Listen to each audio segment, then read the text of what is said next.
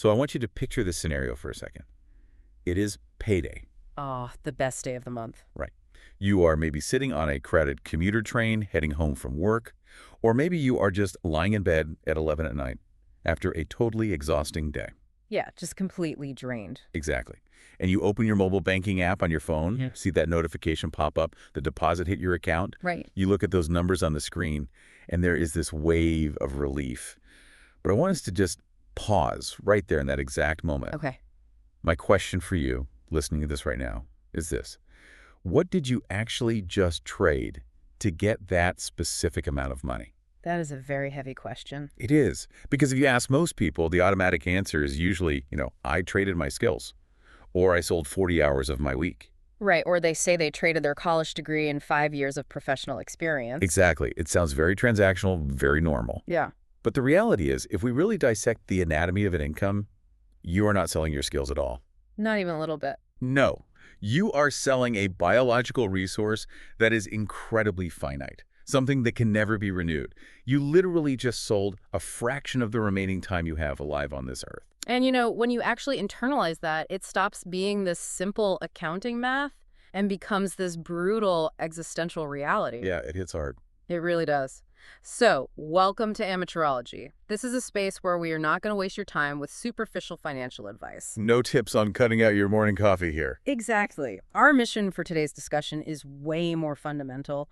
We are taking a massive stack of heavy-hitting literature. I am talking behavioral psychology, Ivy League economic journals, ancient Babylonian wisdom, and modern financial independence movements. A whole spectrum. The whole spectrum. Yeah. And we are going to use all of this to completely dismantle and then rebuild how you calculate the actual price of your time. Because honestly, the way the middle class is taught to calculate their worth is just fundamentally broken. Completely flawed from the ground up. When I first went through the reading list for this session, I felt like I was getting slapped in the face by reality. Oh, I had the exact same reaction. Right. I mean, we often think we are financially literate just because we know how to make a budget or put money in an index fund. Sure.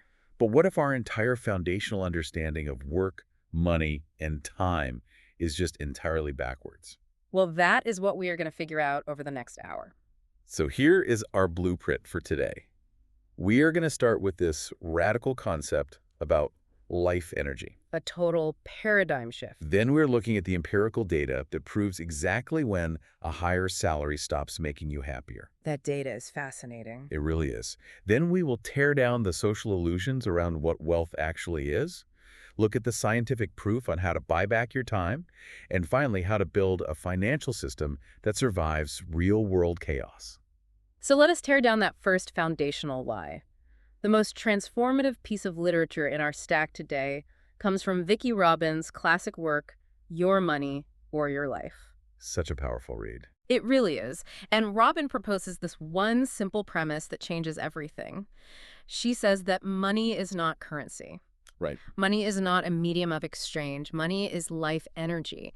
It is the physical representation of the limited hours you have left while you are breathing on this planet. Okay, wait. Let us do the math on that, because when I saw the actuarial tables, it kind of made me panic. Yeah, the numbers put things in perspective really fast. Let us say you, the person listening right now, are 40 years old. Based on average life expectancy, you have approximately 349,763 hours left. Hold on. 349,000 hours. That is it. When you say it in hours, It it sounds like an amount I could burn through just binge watching TV for a few years. Yeah. I mean, it certainly makes the rest of your life feel incredibly short. It is the absolute hard limit of your existence. Wow. But it gets worse. Let us make it more realistic. Out of those 349,000 hours, you are not awake for all of them. Right, you have to sleep. Exactly. You chop off a third just for sleeping, then you lose thousands more hours to basic biological maintenance. Showering, eating, going to the bathroom, getting sick. Yes. So in the end, you really only have about 174,000 discretionary hours left. The hours you actually control. Right. So when you sign an employment contract and take a salary, you are not giving the company your skills. You are taking a slice of those precious 174,000 hours, cutting them out of your life, and handing them over. And this brings us right to the biggest illusion trapping the modern middle class, the myth of the hourly wage. Yes, the paper math. Right, because we always calculate the value of our time nominally. We think we know exactly what we are worth. Let us use an example so everyone listening can visualize this. Go for it. Let us say we have a guy named Ben. Ben makes $4,000 a month. Okay, solid income. He works 40 hours a week, so roughly 160 hours a month. On paper, Ben pulls out his calculator, divides 4,000 by 160, and gets exactly $25 an hour. And he feels pretty good about that. He is proud. He thinks, my time is worth $25 an hour. But that calculation is complete fiction. Total fiction. It completely ignores all the hidden monetary and time costs that are absolutely tied to the fact that he has to hold that job. Okay, let us invite the listener to really dissect Ben's life here. What is Ben forgetting to calculate?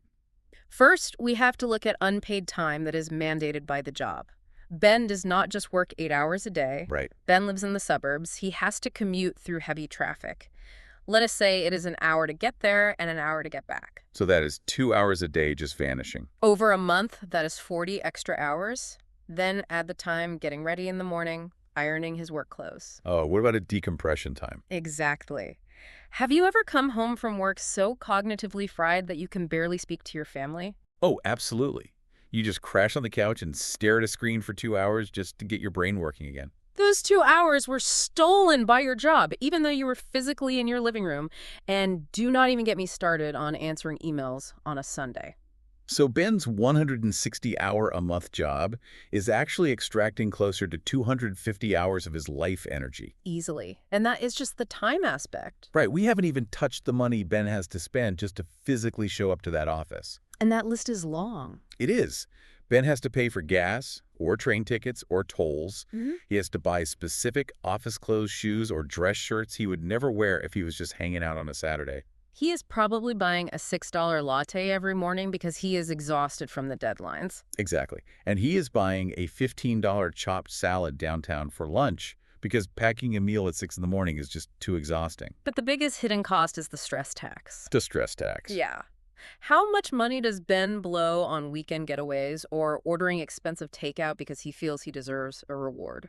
Oh, the treat yourself mentality. Right. A lot of this consumer spending is basically a medical response to the mild trauma caused by the job itself. Wow. That is a brutal way to frame it, but it is so true. If Ben takes his $4,000 income and subtracts the gas, the clothes, the escaped coffees, the convenience food, his actual net take-home pay might only be $2,500. So if we do the honest math here, Ben is taking home $2,500. And he is giving up 250 hours of his life energy a month to do it. Which means you divide that, and his real hourly wage just plummeted from $25 an hour to $10 an hour. It is a massive drop. You are trading your limited life for a steep discount, but you are totally blinded by the nominal number on your contract. Well, wait, I have to play devil's advocate here for the listener who might be feeling a bit defensive right now. Sure. Isn't this argument reducing the essence of a career just a bit too much? I mean, a job is not just a pure financial transaction. It doesn't have to be, no. All right, it gives a social identity. For a lot of people, it is a creative outlet. You have doctors saving lives, teachers educating kids. Is it fair to just view a career as a parasite sucking away your life energy? That is a very valid critique. And the literature is not anti-work at all. It doesn't deny that work can be deeply meaningful. Okay. The challenge is that our society constantly confuses the meaning of the work with the financial compensation for the work. We tangle them up. Exactly. If you intellectually separate the two, if you view the money strictly as a trade for life energy, you suddenly get this incredibly clear diagnostic tool. So you can objectively evaluate your situation. Yes, you can ask yourself, is Ben's job actually draining his life, or does it align with his core values? I see. So if you love your job, if being a designer or a teacher gives you this existential fulfillment, then trading thousands of hours of life energy for it is a fantastic investment of your time. Exactly. The crisis only happens when you actually hate your job. When you have chronic stress and you are only staying there for the money, which, after our new math, we realize is actually paying you pennies. Right. In that second scenario, you are literally setting your remaining life on fire for something that gives you neither joy nor real wealth. That reminds me of this really striking case study in Robin's book. There was this couple, Jason and Nadra. Oh, the credit card story. Yeah. So Nadra was super impulsive with her spending.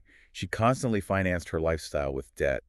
But when she was confronted with this concept that money is life energy, She said it was like getting hit with ice water. It shatters the denial. Completely. Yeah. Suddenly, the debt wasn't just this abstract number on a screen. It transformed into her physical time. She could see it. Exactly. She realized that to pay off that credit card debt, plus all the compounding interest, she was going to have to work extra months or even years in the future. The analogy Robin uses there is brilliant. The boat one. Yeah. Using consumer debt to fund a lifestyle you cannot afford is like ripping wooden planks off the side of your own boat to patch a leak on the deck. Wow. The boat might look great from the top, but you are literally sinking your own vessel.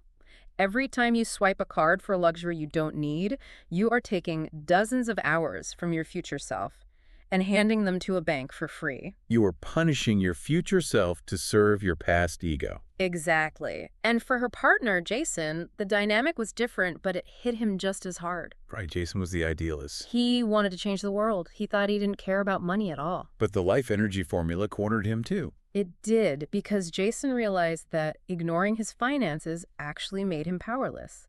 If he wanted to protest injustice or build a charity, he needed fuel.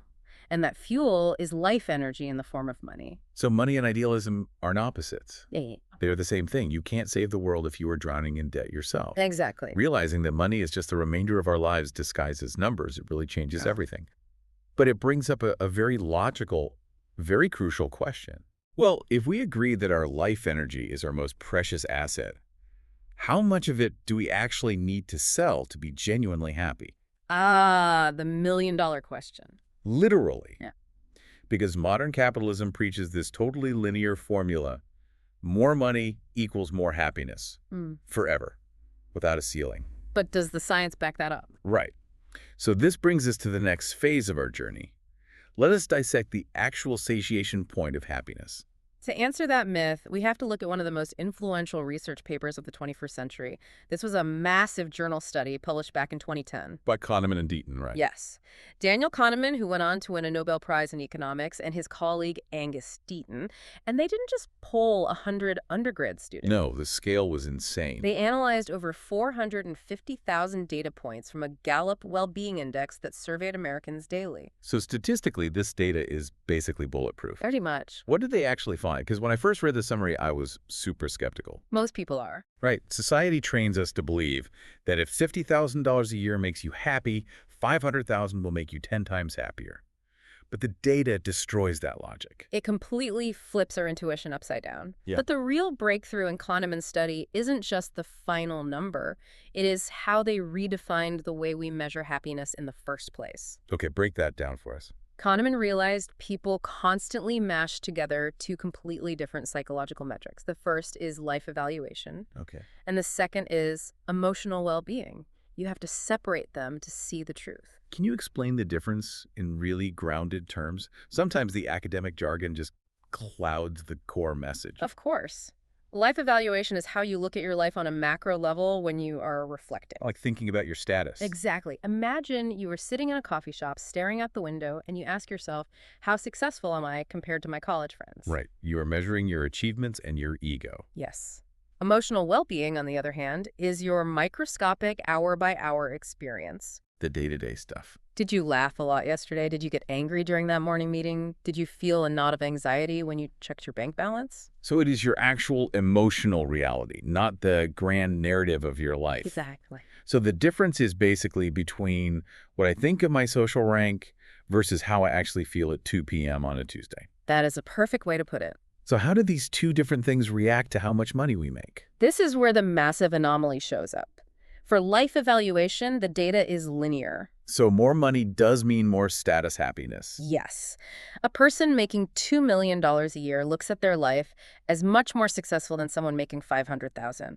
There is no ceiling on pride and status. Okay. But, and this is the huge finding for emotional well-being, your daily joy, there is an absolute satiation point, a hard plateau. Where it just stops working? Yes. At the time of the study, in the U.S. context, that plateau hit at around $75,000 a year. Meaning, if you make $150,000, you're not actually smiling more on a Tuesday than when you made $75,000. Precisely. If we adjust for inflation and put that into the context of a modern middle-class worker in a major city today, that satiation point basically represents one thing: absolute stability. Stability. Yes, it is the exact threshold where you no longer feel existential dread in the grocery store aisle. Right. You have health insurance, you can pay for your kid's school without a panic attack, and if your car breaks down today, you can afford to fix it tomorrow. So once that baseline of security is met, grinding away for extra hours just to double your income won't make you laugh more or feel less stressed in traffic. Extra money just feeds the ego. It doesn't feed your daily emotional joy. But on the flip side of that, I am really curious about the opposite end of the spectrum. What did Kahneman find about the people living way below that stability line? The findings there are incredibly dark, but very logical.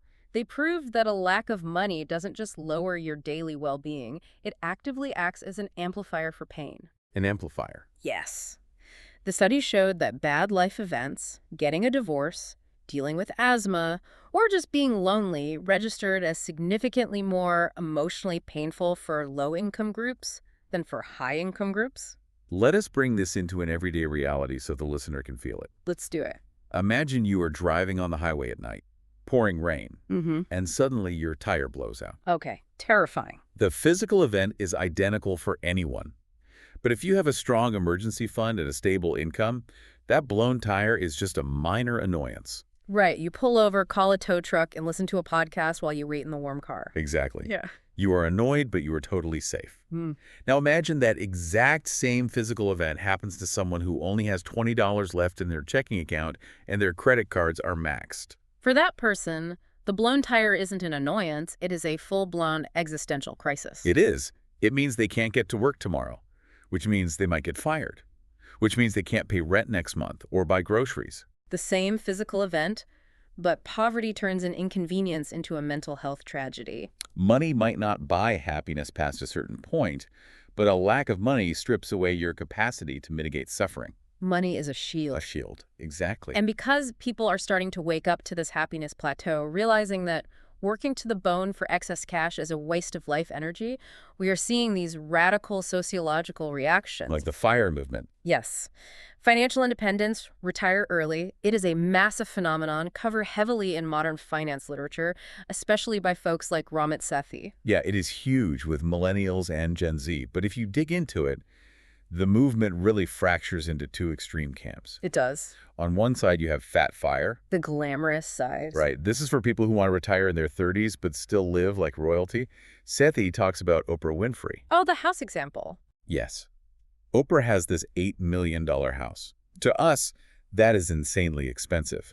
But because Oprah's net worth is in the billions, she only has to take a tiny fraction of her wealth, put it in a conservative investment yielding maybe 4%, and the return alone pays for the house without ever touching her principal. That is Fat FIRE. But realistically, that is totally unattainable for 99% of the working class. Completely out of reach. So you get the second camp, which has way more followers, Lean FIRE. And this is where things get really intense. They embrace extreme deprivation. The logic goes like this. I hate trading my life energy at the office, so I am going to slash my expenses to the absolute bone. Near starvation levels. Basically, I will never eat out. I will live in the smallest apartment possible, no vacations, and I will save 70% of my salary. Also, they can quit working at 35 and live on $30,000 a year forever. You see these kids on the internet, 22 years old, proudly showing off their spreadsheets, planning out a monk-like existence for the next 4 decades just so they don't have to clock in. Mathematically, on a spreadsheet, it works perfectly. But behaviorally, psychologically, these extreme lean FIRE plans are incredibly fragile, aren't they? Why does the vast majority of them fall apart? They collapse because humans are historically terrible at predicting their own future emotions and desires. Tell me about it. The downfall of lean FIRE is explained beautifully in Morgan Housel's masterpiece, The Psychology of Money. I love that book. Housel highlights this psychological phenomenon originally studied by Dan Gilbert called the end of history illusion. The end of history illusion. Let us chew on that for a second. Think about the music you listened to 10 years ago. Oh, please no. Or the clothes you wore 5 years ago. Or the political opinions you defended so aggressively back then. When you look back at that older version of yourself, you probably cringe, right? Absolutely. You realize how much you have evolved. But here is the paradox. Even though we are fully aware that we have changed drastically from the past to the present, we constantly fail to predict that we will keep changing from the present to the future. We think the person sitting here today is the final draft. Yes. We think the main character has reached their ultimate form. Our personal history has ended today. It is such an arrogant, naive way for the brain to operate. It really is. And that is exactly why a lean fire plan designed by a single 22-year-old is almost guaranteed to fail. Because they think, I am perfectly happy sleeping on couches and eating instant ramen. Right. They assume they will be happy doing that at 40. But the end of history illusion blinds them to the biological and sociological shifts coming their way. Suddenly they hit 35, and they desperately want a quiet house with a yard for a kid. Or their back starts hurting and they need premium healthcare instead of winging it. And if their entire financial roadmap was built on the masochistic budgeting assumptions of a 20-year-old, it just shatters when it hits the reality of a 40-year-old. Like Housel warns, the more extreme your past decisions, the more likely your future self will resent them as you evolve. You cannot make your future self a hostage to your past obsessions. You just can't. So if we pause and look at where we are in this journey, we are kind of in a massive bind. How so? Well, chasing endless promotions doesn't bring daily happiness past a certain stability point. Right. But extreme, punishing frugality just sets us up for a midlife crisis of regret. Also true. So where is the middle ground? What does actual wealth even look like? To find that sweet spot, we have to do something radical to our very definition of wealth. Because right now, our definition is shaped by Instagram and billboards. Exactly. We have to tear that down. And this brings us to a crucial pivot in our discussion. Real wealth is what you don't see. Frugality isn't a punishment. It is the ultimate form of self-respect. Let us bring in a combination of Morgan Housel and Thomas Stanley here. Stanley's research in The Millionaire Next Door is legendary. It is foundational. Because this word, frugality, it has been totally hijacked by modern culture. When we hear frugal, our brain immediately pictures misery, stinginess, deprivation. We think of people refusing to turn the heater on in winter. Exactly. But Stanley defines frugal behavior as the structural DNA of actual freedom. He splits society into two very distinct groups, the PAWs and the UAWs. The prodigious accumulators of wealth versus the under-accumulators of wealth. Right. But modern society, which is just driven by social media algorithms, is completely blind to the difference between the two. Oh, totally blind. The media dictates that wealthy people are the young influencers renting yachts, or the pro athletes stepping out of limited edition sports cars. Or the executive with the $50,000 watch. Exactly. The logic is so simple to most people. If that guy makes $5 million a year and spends $5 million a year on his lifestyle, wow, he must be rich. When technically, if you make $5 million and spend $5 million, you are not wealthy at all. You are just a high-income earner with a massive spending problem. The cash flow is huge, but nothing stays in the bucket. Wealth and income are two entirely different species of animal. Housel has this quote that is arguably one of the strongest in all of financial literature. He says, "Wealth is hidden." Wealth is hidden. Yes! Wealth is the European luxury car that was not purchased. It is the diamonds that were not bought. The first-class upgrade that was declined. It is the unspent options. Exactly. Wealth is pure financial assets that haven't been converted into stuff your neighbors can see. But that fights against millions of years of human evolution. We are biologically wired to judge status through visual signals. Right, the peacock feathers. Exactly. It is so hard for our brains to respect or even comprehend wealth if we cannot literally see it. Capitalism exploits this perfectly by making us believe wealth is only what is displayed. How will the tribe know I am successful if I don't show them? Exactly. Thomas Stanley has this brilliant analogy about diet and exercise that cuts right through this cognitive bias. Let's hear it. Imagine you are driving to work in the morning and you see people jogging on the side of the road. Physically, they already look super fit, lean, and healthy. Right. Your unthinking brain might grumble and say, why are they out there running at 6 a.m.? They are already in great shape. They don't need to exercise. Haha, right. Like they already won the fitness game? But the reality is the exact reason they are fit is because they keep running. The habit creates the result. Precisely. And it is the exact same with wealth and those prodigious accumulators. People look at a millionaire living in a modest house and say, they have so much money, why are they still clipping coupons? Why do they still have a strict budget? They don't need to be frugal. But that is backwards. Completely backwards. Right. It is because they consistently play financial defense that they became wealthy and stay wealthy. While the underaccumulators, the ones who want to look rich but are secretly broke, they spend 3 times more hours every month researching which luxury SUV to lease than they do planning their investment portfolio. They want financial fitness, but they refuse to do the cardio. That analogy ties it all together perfectly. But let us pull this even deeper. Let us connect this concept of invisible wealth back to our brutal realization about life energy from Vicki Robin. Okay, let's bridge them. Because when I put these two concepts side by side, it blew my mind. If we view frugality through the lens that every dollar we spend is a slice of our remaining lifespan, then saving money is not poverty. No, not at all. Frugality transforms into self-esteem. It becomes the highest form of respect for your own existence. That is a deep synthesis. Walk me through exactly how you frame that. Okay, think about it like this. You are walking through a high-end mall. You see the newest designer bag or a luxury watch, and you actually have the cash in your checking account to buy it. Okay. But then you actively choose not to. You decline the purchase. A purchase that, honestly, is only meant to impress strangers at a traffic light who don't even know your name. Right. By rejecting that purchase, you are consciously rescuing months of your life energy. You are honoring those precious 349,000 hours you have left. You are protecting your time. You are saying to the world, I am sorry, but my time on this earth is far too valuable to trade for a piece of leather or metal that will be obsolete in 3 years. Wow. That is why creative frugality is the peak of mental independence. You are refusing to let social expectations exploit your lifespan. That is such a beautiful way to align psychology with financial math. And it all boils down to this one formula from Morgan Housel.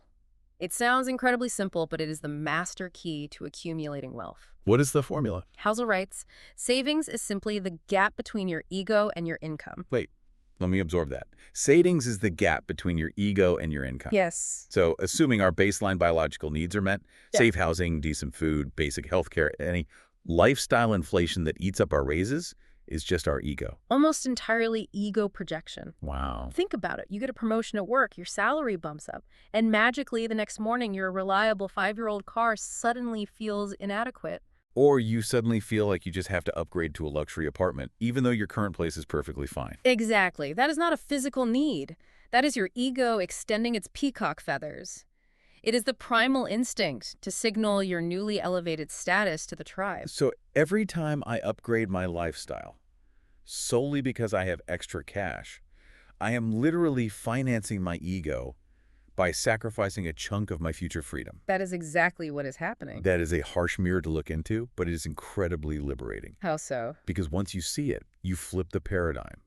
You realize you can build immense wealth without having to constantly hustle for the next promotion.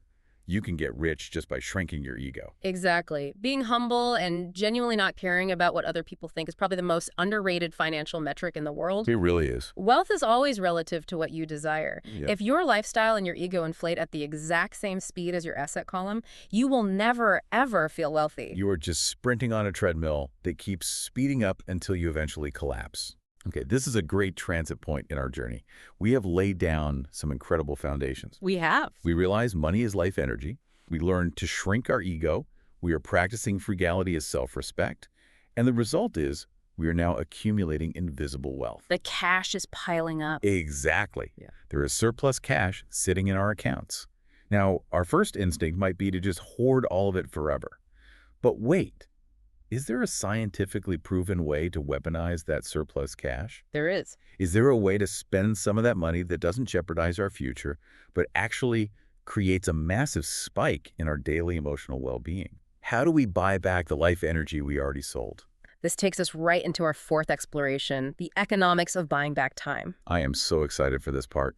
Please introduce the research that completely busts the myth on how to spend money. Gladly. We are looking at a landmark study published in a major scientific journal by behavioral psychologist Ashley Willens and her team. And this study was massive, right? Huge. They surveyed over 6,000 people across 4 very different work cultures, the U.S., Canada, Denmark, and the Netherlands. And what I found so fascinating in your notes about their methodology was the Dutch sample.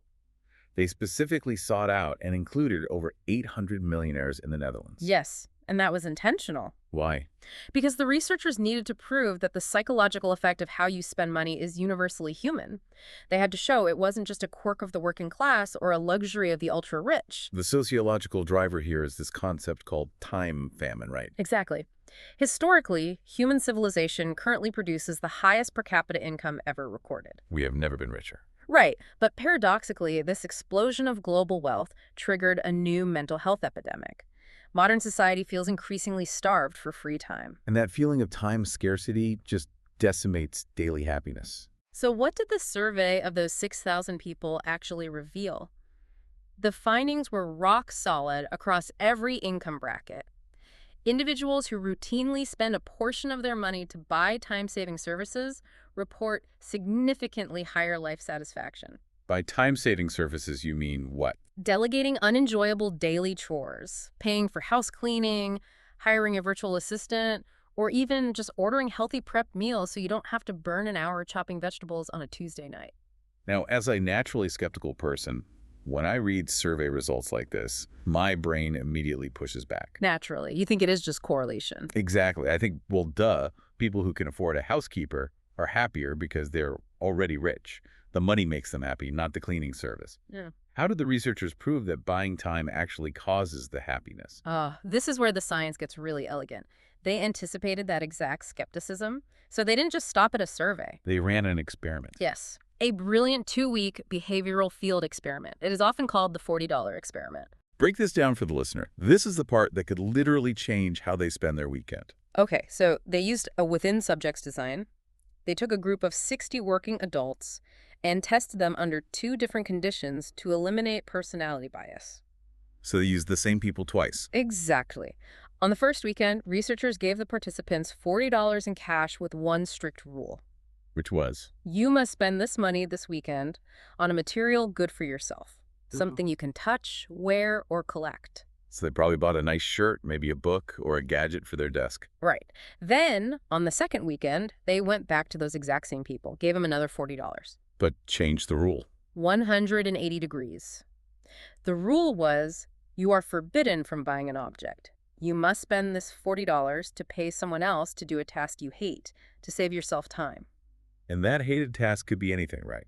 Paying for laundry service because the pile is huge, or taking a direct cab home instead of a 2-hour bus ride. Exactly. Then, at 5 p.m. on both weekends, the researchers called them up and ran a comprehensive psychological evaluation. And the results. The results completely shatter our materialistic programming. When they bought the physical item on weekend 1, their happiness was flat.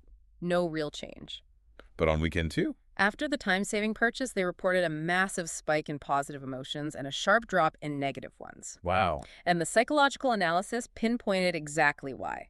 The joy came directly from a steep reduction in end-of-daytime pressure. The money quite literally got their rest back. Exactly. They could sit on their couch and read a book with zero guilt, knowing the house was being cleaned by a professional. That is incredible. Yeah. Just knowing that for $40, you can directly manipulate your mood and lower your cortisol. It is a powerful tool. But let us critique this from the frugality framework we built earlier. Okay, let's stress test it. If outsourcing chores is this magic pill for happiness, does that mean we should use all our surplus cash to outsource every single aspect of our lives? Like what? Paying someone to walk our dog, water our plants, chop our garlic, watch our kids every time we want a nap.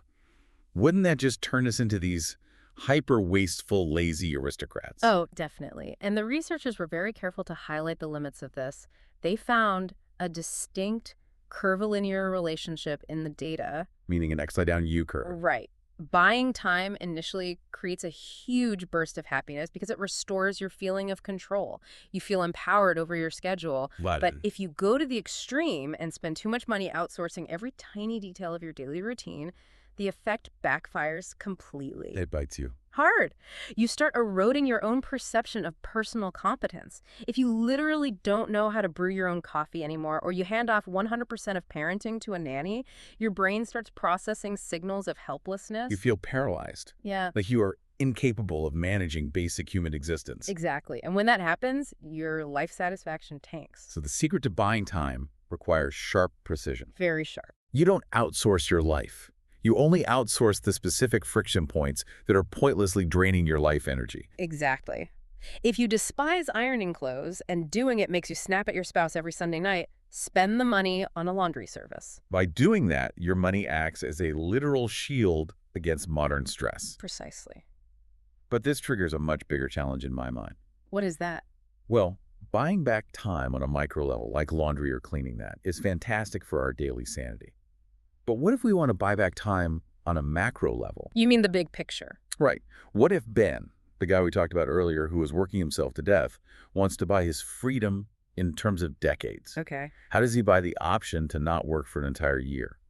Or the golden option to look his toxic boss in the eye and say, I quit, without fearing he will starve next month? To achieve that kind of massive time sovereignty, your cash surplus can't just sit under a mattress. Right, it has to grow. It has to be deployed into the markets as a little army that works 24/7 for you through compounding interest. But here's the massive roadblock. The global economic system is absolute chaos. It is incredibly volatile. We have pandemics, trade wars, stock market crashes, rampant inflation, AI threatening mass layoffs. How on earth can we trust our future freedom to an investment portfolio when it feels like the world could end tomorrow morning? And that exact anxiety is what leads us to the final ultimate architecture of our financial system. Part 5. Building an anti-fragile financial life. Exactly. How do we engineer a system that guarantees we survive the chaos so the magic of compounding actually has time to set us free? All right, time to bring out the heavy artillery. Let us synthesize the brilliant Nassim Taleb and his book Anti-Fragile, along with Morgan Housel's Market Psychology and the ancient roots of George Clayson's The Richest Man in Babylon. Let us start with Taleb's core principle, which completely flips how we understand risk. Okay. Human history and the economy are not driven by predictable, smooth trends. They are driven by what Taleb calls black swans. Black swans. These massive, extreme events that come out of nowhere with zero warning and instantly alter the structure of the world. Exactly. The global pandemic was a black swan. The 2008 financial crisis that wiped out trillions of dollars, a black swan. And Taleb argues something that makes traditional Wall Street analysts look pretty foolish, doesn't he? He really does. He states that predicting the arrival of a black swan is mathematically impossible. You cannot predict extreme risks. And this is the liberating part. Yes. Even though you cannot predict the storm, you can absolutely measure how fragile you are to the storm. So your job isn't to be a psychic. Exactly. Your job is to design your personal finances to be anti-fragile, meaning when a shock hits the system, you don't just survive, you are actually positioned to benefit from the chaos. So what is the structural blueprint for becoming anti-fragile in the real world? Taleb introduces this logical instrument he calls the barbell strategy. Like a barbell at the gym. Heavy weights on the far left, heavy weights on the far right, and nothing but empty steel in the middle. Exactly like that. Most traditional financial planners tell you to take moderate or medium risk across your whole portfolio. Right, balanced approach. But Taleb calls that a death trap. Medium risk is full of hidden ruin. Instead, the barbell strategy demands you split your finances into two extreme poles. Extreme paranoia on one side, extreme aggression on the other. Yes. On the paranoid side, you lock away a chunk of your assets where they are 100% safe from a crash. You completely eliminate the chance of total ruin. And on the other end. You take highly aggressive risks that have unlimited upside potential. Let us translate this abstract concept into concrete action for the listener. Okay. Let us say we have a 30-year-old professional listening right now. How do they apply the barbell? For the extreme paranoia side, this means they keep maybe 1 to 2 years of living expenses in pure cash, physical gold, or ultra-safe government-backed instruments. Money that won't make them rich because of inflation. Right, but it drops the probability of them going bankrupt to absolute zero. And because they have this impenetrable defense, they now have the psychological grounding to execute the aggressive side. Precisely. They can dump the rest of their wealth into global stock index funds, tech startups, or real estate. And just leave it there for 20 years. Yes, without ever panic selling when the market drops 30% because of some geopolitical crisis. This concept echoes so perfectly with wisdom from thousands of years ago. From Babylon. Yes. If we look at The Richest Man in Babylon, Clayson tells these parables from clay tablets. What is the first rule of gold? Pay yourself first. Keep a tenth of what you earn. And the rule that mirrors the barbell perfectly. The third rule. Gold clings to the cautious owner who invests under the advice of wise men, protecting the principal. It is amazing how ancient wisdom and modern complexity theory align so perfectly. It really is. That paranoid extreme of the barbell is exactly what Morgan Housel calls having a margin of safety, leaving a massive room for error in your plans. I have to admit, this is where I constantly argue with my friends in the investing community. Oh, I bet. There is this huge stigma that Holding a big pile of cash as an emergency fund is just financial stupidity. Because of the opportunity cost. Right. They say your cash is losing 4% a year to inflation. You need to put everything into crypto or growth stocks. They view a margin of safety as an act of cowardice, just for boomers who are scared of risk. But they are confusing being conservative with having a margin of safety. They're two totally different things. How so? Being conservative means you refuse to take any risk at all, ever. Having a margin of safety means you intentionally build a massive, thick cushion, specifically so you can take huge risks elsewhere. Without the fear of starvation if it goes wrong. Exactly.